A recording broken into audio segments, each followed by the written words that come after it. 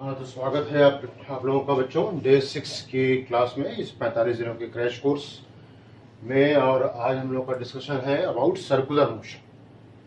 हम लोगों ने देखा हुआ है rectilinear motion, motion in a plane, हम लोगों ने देखा हुआ है प्रोजेक्टाइल मोशन, और हम लोग देखने जा रहे हैं सर्कुलर मोशन। इसके कंसेप्ट की हम लोग सबसे पहले बात करें तो कहा जाएगा कि जब भी कभी कोई बॉडी मूव करती है with constant speed on circumference of circular path then it is called as circular motion.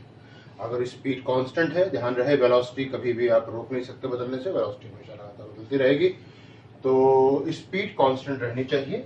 और ये इस तरीके से बात बनती है कि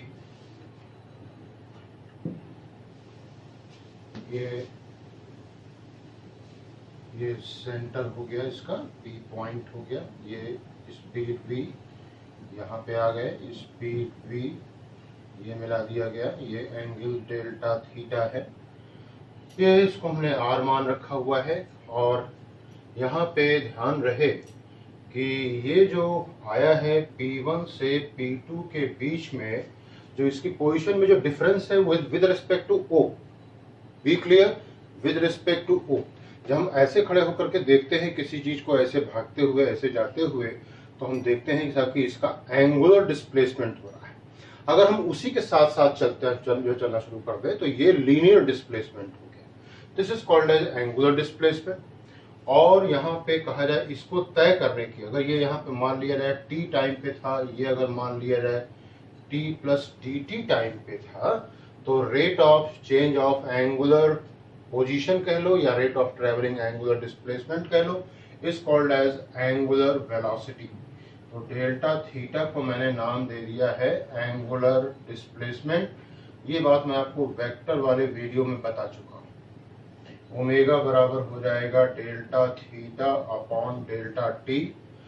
डेल्टा थीटा हो गया पूरे एक, यहाँ पे P1 से P2 के बीच में कितना एंगुलर डिस्प्लेसमेंट हो गया फॉर वन कंप्लीट रोटेशन पूछा जाए तो डेल्टा थीटा हो गया है 2 पाई और डेल्टा टी हो जाएगा time period, capital T is time period. तो ओमेगा बराबर हो जाएगा 2 पाई अपॉन कैपिटल टी। और ये बात शायद आप जानते हो कि n बराबर 1 अपॉन टी होता है, तो ये ओमेगा बराबर 2 पाई एन भी हो जाएगा। एक और आपसे बात करनी थी कि ये डेल्टा एस हो जाए, P1 से P2 के बीच का ये गैप अगर डेल्टा एस हो जाए तो हम सभी लोग जानते हैं एंगुलर, ये एंगल जो है एंगल बराबर आर्क अपॉन रेडियस होता है। डेल्टा थीटा बराबर delta S upon R dividing by delta T, both side हमने डेल्टा टी से डिवाइड कर दिया, तो ये आ जाएगा ऐसा delta S upon delta T into 1 upon R. तो ओमेगा बराबर v अपॉन आर हो जाएगा। और ये आ गया relation between linear velocity and angular velocity. ये लीनियर मोशन से एंगुलर मोशन में जाने के लिए या एंगुलर मोशन से लीनियर मोशन में आने के लिए ये एक प्रकार का ब्रिज आप कह सकते हो, पुल कह सकते हो। ये स्केलर फॉर्म हो गया। और ऐसे अगर लिख दिया जाए तो ये हो जाएगा इसका वेक्टर फॉर्म। कहने की जरूरत है नहीं वैसे, क्योंकि v परपेंडिकुलर होगा ओमेगा और r दोनों के, तो v डॉट ओमेगा भी 0 होगा और v डॉट r भी 0 होगा, क्योंकि जब दो वेक्टर एक दूसरे के परपेंडिकुलर होते हैं तो उनका डॉट प्रोडक्ट 0 होता है। यहाँ पे ये जो ओमेगा है ये एक्सियल वेक्टर है और उसका डायरेक्शन इस प्लेन से बाहर होता है। और ये भी समझ लें कि अगर ये एंटी क्लॉकवाइज घूम रहा है तो ओमेगा का डायरेक्शन बाहर को है, क्लॉकवाइज अगर घूम रहा है तो ये थंब का डायरेक्शन अंदर जा रहा है, ओमेगा का डायरेक्शन अंदर की तरफ हुआ है। अब हमें यहाँ पे एंगुलर एक्सेलरेशन के बारे में जानना होगा। तो ये हो जाएगा अल्फा बराबर rate of change of angular velocity is called as angular acceleration. और यहाँ पे पूछा जाए v बदल नहीं रहा है और डेल्टा थीटा के बदलने की रफ्तार कांस्टेंट है, तो ओमेगा भी यहाँ पे कांस्टेंट रहता है और ये अल्फा यूनिफॉर्म सर्कुलर मोशन में प्रेजेंट नहीं होता है। तो अल्फा बराबर delta omega upon delta T आप कर सकते हो। अगर यहाँ पे इनका यूनिट रेडियन पर सेकेंड स्क्वायर, डेल्टा थीटा का यूनिट रेडियन होगा और ओमेगा का यूनिट रेडियन पर सेकेंड होगा। तो अल्फा बराबर अगर मैं omega 2 minus omega 1 upon delta T कर दूं, तो इसको मैं चाहूं तो ऐसा लिख सकता हूं, ऐसा अल्फा बराबर delta we upon delta T into 1/r, और यही अल्फा बराबर हो जाएगा a अपॉन आर, और a बराबर r अल्फा हो जाएगा, और ये रिलेशन हो गया between angular acceleration and linear acceleration. और इसका वेक्टर फॉर्म अगर हमें लाने का मन हो तो a बराबर अल्फा क्रॉस r कह सकते हैं। फिर से वही बात कि a will be perpendicular into the plane containing alpha and r, तो a डॉट अल्फा भी 0 होगा, a डॉट r भी 0 होगा। ये बातें हमको यहाँ पे पता रहनी चाहिए। अब यहाँ पे हम लोग कुछ बातें और करेंगे आपसे कि इसका जो कैरेक्टरिस्टिक्स होते हैं वो जरा ध्यान से देखेंगे, इसके कैरेक्टरिस्टिक्स क्या क्या है। कैरेक्टरिस्टिक्स यूसीएम के कैरेक्टरिस्टिक्स ऑफ सर्कुलर मोशन। सबसे पहली बात है कि यहाँ पे v कांस्टेंट होता है। एक एक करके देखते जाएंगे तो आपको बहुत अच्छा लगेगा, सारी बातें आपको क्लियर हो जाएंगी। v कांस्टेंट है, v कांस्टेंट है तो t बराबर होता है 2 पाई r अपॉन v, ये भी हो जाएगा कांस्टेंट। ये रिमार्क का साइन है मेरा, रिमार्क का मतलब कोई नोटिसेबल पॉइंट है, नोट पॉइंट है। ओमेगा बराबर होता है 2 पाई अपॉन टी, ये बदल नहीं सकता, ये बदल नहीं रहा है, तो ओमेगा भी हो जाएगा कांस्टेंट। अल्फा बराबर delta omega upon delta T होता है, यहाँ पे ओमेगा कांस्टेंट है तो ये अल्फा 0 है। आगे बात पूछी जाए, ध्यान रहे, एस बराबर आर थीटा होता है। अगर distance travelled by the body moving on circular path पूछा जाए तो एस बराबर आर थीटा, थीटा आप रखोगे क्या, रेडियन में। उदाहरण के तौर पे कोई पार्टिकल सर्कुलर पाथ में घूमते घूमते 90 डिग्री घूम गया है, यानी कि π/2 घूम गया है, तो distance travelled will be r into π/2। Displacement अगर आपसे पूछा गया है तो आप कहोगे 2r साइन थीटा बाई 2। वाला फिर से सवाल लगा लीजिए, 90 डिग्री घूम गया है तो ये साइन 90/2 यानी कि साइन 45 हो जाएगा, 1/√2 हो जाएगा, 2 है ये √2 है, काट देंगे तो r/√2, 2r sine theta by 2। यहाँ पे ये r2 है, 1/√2 है, काटेंगे तो r√2 हो जाएगा। Displacement on circular path. Change in speed अगर पूछा गया है तो ये 0 होगा। चेंज इन वेलोसिटी अगर पूछा गया है तो ये 2v sine theta by 2। Expression हो गया change in velocity on UCM. Change in momentum अगर कहा जाएगा तो यहाँ दोनों तरफ मास से मल्टीप्लाई कर दीजिए, आप मोमेंटम पे पहुंच गए, तो ये 2p साइन थीटा बाई 2। और ये जो यूसीएम होता है यानी कि यूनिफॉर्म सर्कुलर मोशन, ये सिर्फ हॉरिजॉन्टल सर्कुलर पाथ के लिए होता है, इसलिए स्पीड बदल नहीं रही है, यानी कि काइनेटिक एनर्जी कांस्टेंट होगा। ग्राउंड से डिस्टेंस नहीं बदल रही है, हाइट नहीं बदल रही है, यानी कि पोटेंशियल एनर्जी भी कांस्टेंट हो जाएगा। काइनेटिक एनर्जी कांस्टेंट होगा, पोटेंशियल एनर्जी कांस्टेंट होगा। ये सब कैरेक्टरिस्टिक्स हैं किसके, यूसीएम के। यूसीएम मतलब uniform circular motion. Total energy भी रहेगी कांस्टेंट। कहीं पे अगर पूछा जाए कि वर्क डन कितना हो गया है, यहाँ पे बच्चों एक बात ध्यान रखिएगा, यहाँ से चले चक्कर मार के यहाँ पे आ गए, वर्क डन पूछा जाएगा, कहीं से डिस्प्लेसमेंट हुआ ही नहीं, वर्क कहाँ से हो जाएगा, कहेंगे 0। यूसीएम में ध्यान रखिएगा, यहाँ से यहाँ चल करके आ गए हैं वापस तो W 0 है, यहाँ से यहाँ आ गए हैं तो भी W 0 है, यहाँ से थोड़ा भी चले हैं तो भी W 0 ही रहेगा, कभी भी नॉन जीरो नहीं होगा। और ध्यान रहे कि पावर होता है W/T, तो ये पावर जनरेटेड भी हो जाएगा 0। ये सारे कैरेक्टरिस्टिक्स हैं। फ्रीक्वेंटली सवाल यहाँ पे पूछ लिए जाते हैं, आप लोगों को ये बातें याद होनी चाहिए, याद होनी चाहिए। आपको अगले रिमार्क पे ले चलते हैं, अगले पॉइंट पे ले चलते हैं। और अगला पॉइंट कह रहा है इसका डायनामिक्स बताइए क्या होगा, डायनामिक्स ऑफ सर्कुलर मोशन। तो ध्यान रहे, यहाँ पे एक रेडियल एक्सेलरेशन होता है, रेडियल एक्सेलरेशन, सेंट्रीपिटल एक्सेलरेशन, इसी का दूसरा नाम सेंट्रीफ्यूगल एक्सेलरेशन। ये बातें मैं आपको पिछले वीडियोस में बता चुका हूँ, यहाँ पे मैं रिपीट नहीं कर रहा। और ये ए आर बराबर वी स्क्वायर अपॉन आर होता है। और हाँ, अगर स्पीड बदल नहीं रही है, ये v हो गया, ये r हो गया, अगर स्पीड बदल नहीं रही है तो पूछा जाए यहाँ पे सिर्फ और सिर्फ ये एक्सेलरेशन होगा जिसका डायरेक्शन बॉडी से सेंटर को मिलाने वाली लाइन पे होगा। और हाँ, अगर ये चेंज हो जाएगा, चेंज होना शुरू हो जाएगी स्पीड, तो यहाँ पे टेंजेंशियल एक्सेलरेशन भी आ जाएगा। ये ए आर की दिशा, ये ए टी की दिशा। ए टी से मेरा मतलब टेंजेंशियल एक्सेलरेशन। ए नॉट हो जाएगा नेट एक्सेलरेशन और ए नॉट बराबर हो जाएगा A R square plus A T square, क्योंकि दोनों एक दूसरे के परपेंडिकुलर हैं इसलिए ऐसा हो रहा है। वी स्क्वायर अपॉन आर का whole square plus D V upon D T का होल स्क्वायर। ये सबसे अधिक आवश्यक चीज है सर्कुलर मोशन के लिए। क्या? रेडियल एक्सेलरेशन, जिसके ही बाकी के नाम हैं।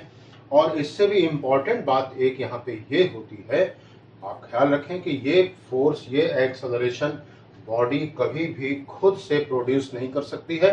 ये काम हमेशा कोई एक्सटर्नल एजेंट करेगा।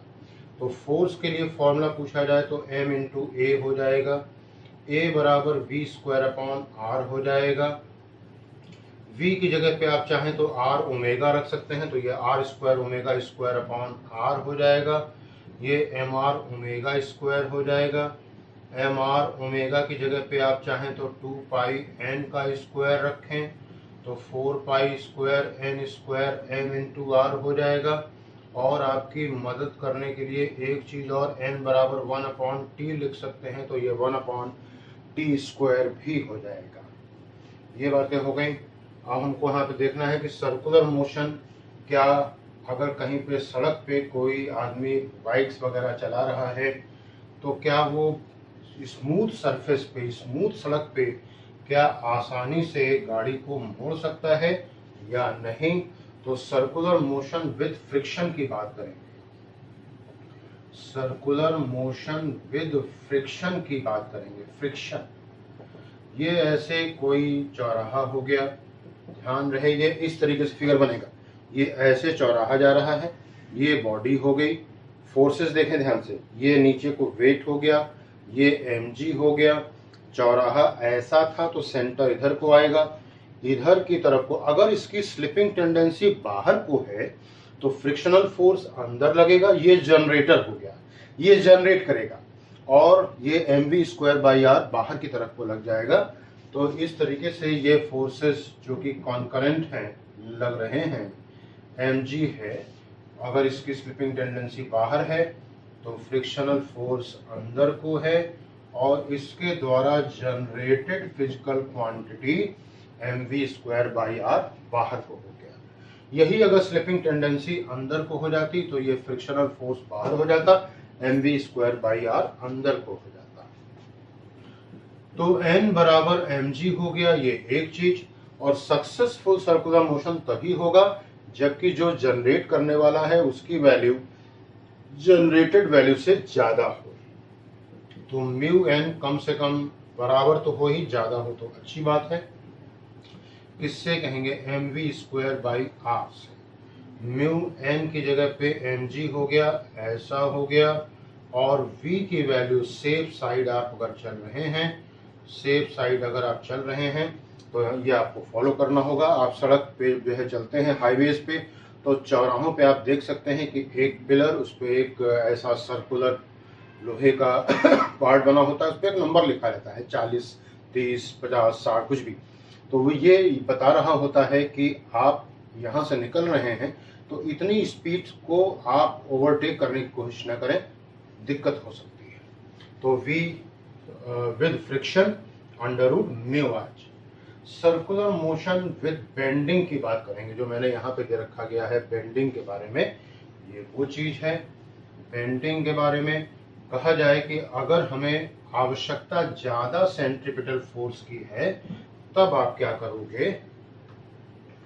विद बेंडिंग है तो अगर हम टू व्हीलर पे हैं तो हम गाड़ी को मोड़ सकते हैं, साइकिल पे है, बाइक पे है तो मोड़ लेते हैं कभी कभी, लेकिन ये काम हम फोर व्हीलर पे नहीं कर सकते हैं, ट्रेन के लिए नहीं कर सकते हैं। तो वहां पे हमें जो है, जो ये अभी मैंने आप लोगों को सड़क बताई थी ऐसी, इसको आउटर एज से थोड़ा सा उठा दिया जाता है। सड़क ऐसी बनाई जाती है, रेलवे ट्रैक ही ऐसे बनाए जाते हैं कि बाहर से थोड़ा सा ट्रैक को उठा दिया जाता है, जिससे गाड़ी जो ऐसे चल रही थी ऐसे हॉरिजॉन्टल, अब वो ऐसे चलेगी। ऐसे में जो ये नॉर्मल रिएक्शन है, इसका जो हॉरिजॉन्टल कंपोनेंट होता है becomes responsible to provide proper centripetal force। तो ये अगर ऐसे बना हुआ है हमारे पास चौराहा, तो ध्यान रहे कि जो सड़क ऐसे हुआ करती थी अब ये इस स्थिति में हो गई है, ये थीटा हो गया। यहाँ पे कोई ये व्हीकल हो गया, ये एन हो गया, ये mg हो गया, ये थीटा है तो ये एंगल 90 हो गया, ये एंगल 90 माइनस थीटा, और ये एंगल हो जाएगा थीटा, तो इतना एंगल भी हो जाएगा थीटा, वर्टिकली अपोजिट एंगल होकर के। तो ये n cos थीटा हो जाएगा और ये n sin थीटा हो जाएगा, और ये mv स्क्वायर बाई r हो जाएगा। यहाँ पे मामला ये है, आप लोगों को एक बात जो है बीच में बता दूं कि मैंने बहुत सारे वीडियोस देखे हैं, उसमें 18-20 मिनट 22 मिनट बहुत सारा समय बच्चों का खराब कर देते हैं। खराब कर देने का मतलब जो है वो बहुत ज़्यादा समझाने में चले जाते हैं, तो बच्चे का समय बहुत अधिक लगता है और उसको जो मिलती है चीज़ वो बहुत कम इम्पोर्टेंस वाली मिल पाती है। इसलिए क्रैश कोर्स है, यहाँ पे आप स्पीड कम नहीं कर सकते हैं और आपका समय भी बहुत जो है प्रेशियस है, उसको खराब भी नहीं कर सकते हैं।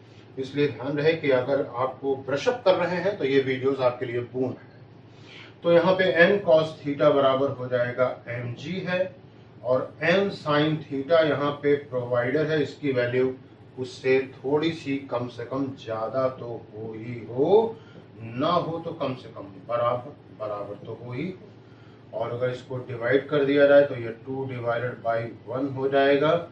n sin theta upon n cos theta बराबर mv square by r mg, और ये tan थीटा बराबर हो जाएगा v स्क्वायर अपॉन rg।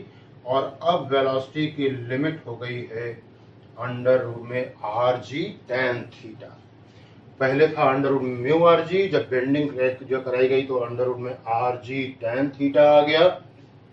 और यहाँ पे एक बात आप और देख सकते हो कि वेलोसिटी के लिए एक कंबाइंड फॉर्मूला भी आ जाएगा यहाँ पे, v मैक्सिमम बराबर अंडर रूट में rg mu plus tan theta upon में 1 माइनस म्यू tan थीटा, ऐसा बन जाएगा ये।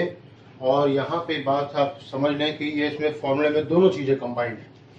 अगर आपने बेंडिंग नहीं कराई हुई है, सिर्फ फ्रिक्शन है, यानी कि बेंडिंग नहीं कराई है, तो ये थीटा की वैल्यू 0 डिग्री हो जाएगी। थीटा की वैल्यू 0 हो जाएगा तो ये वाला पार्ट 0 हो गया, ये वाला पार्ट 0 हो गया, नीचे सिर्फ 1 बचा, और देख सकते हैं बचा अंडर रूट में म्यू rg। अगर फ्रिक्शन नहीं है, सिर्फ बेंडिंग कराई है, तो ये म्यू 0 हो जाएगा, अभी भी नीचे वाला पार्ट 1 बचेगा, ये 0 हो गया, और ये हो गया अंडर रूट में rg tan theta। This formula is combined form of friction and bending। अब आपको बताते हैं, दिखाते हैं रोटर के बारे में। रोटर मेले में आपने अक्सर शायद देखा हो, डेथ वेल होता है, मौत का कुआं होता है। रोटर की बात करेंगे, ये इस तरीके से होता है, ये एक सिलेंड्रिकल आइडिया है, ऐसे बना के रखा गया, यहाँ पे एक ब्लॉक चिपका दिया गया, आदमी चिपका दिया गया, ये आर है, और ये ऐसे घूम रहा है और सरफेस रफ है। तो अब आदमी का वेट अगर m है तो ये आदमी का मास m है तो वेट mg हो जाएगा, नीचे को लग जाएगा। नॉर्मल रिएक्शन अपना एज यूजुअल, हमेशा perpendicular to the surface. Slipping tendency obvious है कि नीचे होगी तो फ्रिक्शनल फोर्स ऊपर लगेगा। और यहाँ पे M V square by R न लिख करके एम आर ओमेगा स्क्वायर लिखना ठीक रहेगा, क्योंकि यहाँ पे ओमेगा चल रहा है। And this is about rotor. तो n बराबर हो जाएगा एम आर ओमेगा स्क्वायर। कहने की जरूरत फिर से एक बार कि ज्यादा थोड़ा बड़ा हो तो ज्यादा बेहतर रहेगा, न हो कम से कम बराबर तो होना ही होना चाहिए। और म्यू n बराबर mg हो जाएगा। n यहाँ पे रखेंगे तो mu M R omega square बराबर mg हो गया। m से m कट गया, g अपॉन म्यू आर आ गया, और ओमेगा बराबर अंडर रूट में g अपॉन म्यू आर। कम से कम ओमेगा इतना जरूर से जरूर होना चाहिए। ये रोटर कहते हैं, इसी को डेथ वेल भी कहते हैं, डेथ वेल भी कहते हैं, मौत का कुआं भी कहते हैं इसको। और अब एक चीज इस डे 6 की लास्ट चीज है, नॉन यूनिफॉर्म सर्कुलर मोशन। इसको हम लोग वर्टिकल सर्कुलर मोशन भी कहते हैं, वर्टिकल सर्कुलर मोशन भी कहते हैं, ऐसे इसको समझा जाए। वर्टिकल सर्कुलर मोशन ये नॉन यूसीएम हो रहा है, वर्टिकल सर्कुलर मोशन कह रहे हैं इसको। ये ऐसे आ गया, डोरी हो गई, लंबाई एल हो गई, लंबाई एल हो गई, इसको नीचे रखा गया, यहाँ से पुश किया गया, ये धीमे धीमे करके ऊपर जाएगा, धीमे धीमे करके ऊपर जाएगा। ये बी पॉइंट हो गया, ये सी पॉइंट हो गया, ये एम पॉइंट हो गया, ये हॉरिजॉन्टल पोजीशन में ये एन पॉइंट हो गया। और अब यहाँ पे देखा जाए एक जनरल आइडिया बना रहे हैं, यहाँ से एक जनरल आइडिया, यहाँ से ओ से पी तक का एक जनरल आइडिया बना रहे हैं। ये एंगल थीटा है, इसको अलग से करके दिखाता हूँ। ओ पी है, ये वेट एम जी हो गया, ये टी हो गया, ये थीटा हो गया, तो ये एम जी कॉस थीटा हो गया। अब इस बॉडी पे लग रहे हैं दो फोर्स, एक टी और एक एम जी कॉस थीटा। यहाँ पे इक्वेशन बनेगी T minus M G cos theta. ये क्या हो गया, कहेंगे ये नेट फोर्स हो गया। तो ये नेट फोर्स बराबर होगा किसके, कहेंगे M V square by L के। टी बराबर M G cos theta plus M V square by L. आप चाहें तो इसको नाम दे सकते हैं most general equation for non UCM. Circular motion के लिए सबसे अधिक आवश्यक चीज ये है, अगर आपको ये पता है तो आप यहाँ पे कहीं पे नॉर्मल रिएक्शन निकाल सकते हैं, डोरी में टेंशन निकाल सकते हैं, और कहीं पे अगर आपको वेलोसिटी निकालनी है तो आप फॉलो कर सकते हैं law of conservation of energy. Law of conservation of energy लगाने का मतलब हो गया कि टोटल एनर्जी एक पॉइंट पे बराबर टोटल एनर्जी दूसरे पॉइंट। तो सबसे पहले जरा हम यहाँ पे एट सी चलते हैं। सर्कुलर मोशन की सक्सेसफुल होने की पहचान ये होगी कि जब यहाँ से पुश किया गया है तो ये टॉप पे जस्ट पहुंचे ही, यहाँ पे अगर मेरी उंगली है तो मेरी उंगली पे कोई टेंशन ना है, मेरी उंगली पे कोई टेंशन ना आए और ना ही डोरी ढीली पड़ नहीं पाए। ऐसे में जो ये वेलोसिटी होती है, this is called as critical velocity. Velocity of the body at topmost point in such a way as a string neither slackens nor the finger experiences any additional tension is called as critical velocity। तो at C जब पहुंचे हैं तो T की value just greater than 0 हो गया है। इसको पढ़ने का तरीका just greater than 0। थीटा की वैल्यू 180 डिग्री कर लेंगे, B बराबर BC कर लेंगे, उठा के यहाँ रखेंगे। जब यूज करने की बारी आएगी तो इक्वल टू 0 ही यूज करेंगे हम। M G cos 180 plus M V C square by L. तो V C square by L बराबर हो जाएगा जी एल, क्योंकि कॉस 180 की वैल्यू -1 इधर जाएगा तो ये प्लस हो जाएगा, और वी सी बराबर यहाँ पे under root V C square upon L बराबर जी, और वी सी बराबर हो जाएगा अंडर रूट जी एल। ये टॉप मोस्ट पॉइंट पे वेलोसिटी हो गई। T जस्ट ग्रेटर देन 0 और V हो गया just greater than under root GL। Bottom point के लिए आ जाए तो फॉर B कह रहे हैं K at C plus P at C बराबर K at B plus P at B। K at C, K का मतलब काइनेटिक एनर्जी, P का मतलब potential energy. Half M VC square का मतलब GL हो गया। ये हमारा रेफरेंस लेवल हो गया है, दिस इज रेफरेंस लेवल। सारी हाइट्स हम यहीं से नापेंगे, तो ये MGH हो जाएगा और MGH में H हो गया है 2L। यहाँ आ जाए तो ये K एट B हो गया, हाफ MVB स्क्वायर हो गया और पोटेंशियल एनर्जी 0 हो गई। ये 5/2 MGL हो गया बराबर हाफ MVB स्क्वायर हो गया और VB जस्ट ग्रेटर देन ऐसे पढ़ा जाएगा √5GL। टेंशन निकालना है तो मैं आपसे कहा था कि आपके पास रास्ता यही रहेगा। तो यहाँ पे थीटा की वैल्यू क्या हो जाएगी, कहेंगे 0 डिग्री, तो T बराबर हो जाएगा mg cos 0 plus MVB square 5GL/L और ये TB हो गया mg, LL कैंसिल 5mg और ये हो गया क्या 6mg।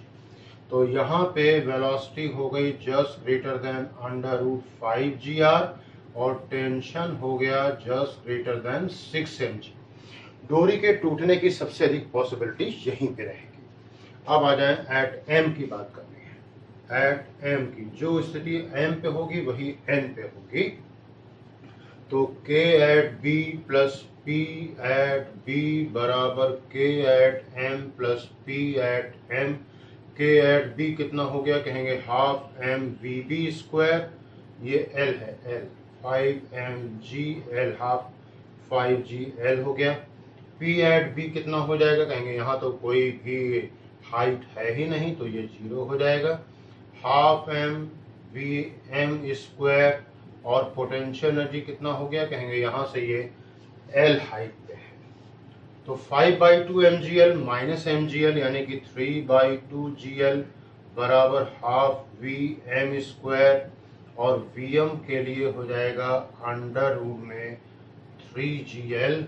और टेंशन निकालना है यहाँ पे तो हमें थीटा की वैल्यू रखनी पड़ेगी 90 डिग्री। तो T एट M बराबर mg cos 90 प्लस M/L और वेलोसिटी हो गया है 3GL। तो T एट M हो गया जस्ट ग्रेटर देन 3mg।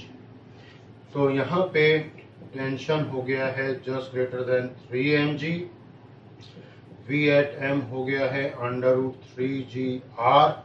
यहाँ पे वेलोसिटी का डायरेक्शन ऊपर को है, यहाँ पे वेलोसिटी का डायरेक्शन नीचे को है। स्पीड सेम है, वेलोसिटी सेम नहीं है। तो T एट N भी हो जाएगा 3mg और V एट N हो जाएगा √3GL। ये था बच्चों डे 6 सर्कुलर मोशन, जिसमें मैंने आप लोगों को यूसीएम भी बताया और नॉन यूसीएम भी बताया।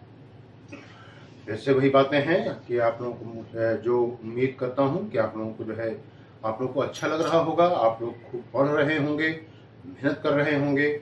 आप लोग इसी तरह से पढ़ते रहें, शेयर करते रहें, लाइक करते रहें और पिछले सारी वीडियोस जहां भी आपको जरा सा भी डाउट हो तुरंत आपने वीडियो को जो है जाकर के देखें।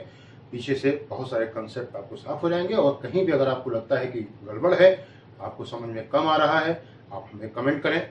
कोशिश की जाएगी कि यहाँ से आपको आपका सोल्यूशन, आपकी प्रॉब्लम का सोल्यूशन आपको पहुँचाया जाए। व्हाट्सएप नंबर मैं आपको अभी नहीं दे रहा हूँ। जब आपको लगेगा कि जो है कि आप इसके थ्रू आप हो रहे हैं और आपको फ़ायदा हो रहा है तो आप मांगेंगे तो वो भी दिया जाएगा, लेकिन थोड़े समय के बाद। उम्मीद है आप लोगों को अच्छा लगेगा और आप लोग खूब ऐसे ही फिजिक्स में नंबर लाने की दिशा में आप आगे बढ़ते रहें। खूब लाइक करें और खूब शेयर करें अपने सारे दोस्तों के साथ। मैं फिर से कहूँगा, हमारे पास जो सबसे अच्छी चीज़ होती है जब हम वो नेचर को देते हैं, तो नेचर के पास जो सबसे अच्छी चीज़ें होती हैं वो हमको वापस कर देती है। वो अपने पास कुछ भी रखती नहीं है, ना तो उधार, ना ही ब्याज, ना ही खाता, कुछ भी चलता नहीं है। जो आप दोगे वो आपको वापस दे दिया जाएगा। इन्हीं बातों के साथ थैंक यू।